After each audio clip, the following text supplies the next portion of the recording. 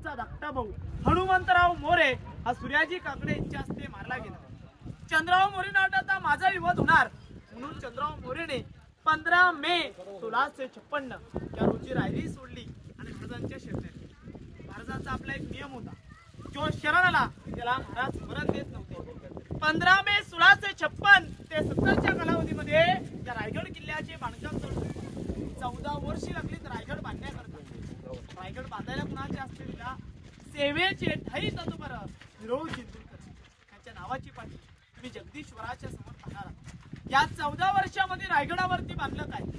350 इमारती, मोठमोठी अशी 11 तलाव आणि 84 पाण्याच्या टाक्या. ज्यावेळेस महाराजांनी रायरीला ज्या पायथ्या जवळून पाहिलं ना, रायरीने महाराजांना पाहिलं, महाराजांनी रायरीला पाहिलं आणि महाराजांच्या तोंडातून या रायरी बद्दल काहीतरी 2 गोडदा निघतात. ते गोडकार असेल की राजा काचा जाऊनी पाता गड बहुता चकोट, चौतर पहागडाचे कडे तासिल्याप्रमाणे गाव दीडगाव उंच, पर्जन्य काली गडावर गवत देखील उगवत नव्हतं. तोंडा तासी ऐकत होता दौलताबादाच्या 10 गुणी उंच. ऐसे देखून राजे संतृप्त झाले आणि बोलले की तख्तास जागा हाच गड खरा करावा. तख्त म्हणजे राजधानी म्हणून रायगड किल्ल्याची निवड इतिहासामध्ये दुसरी अजून करण्यात आली.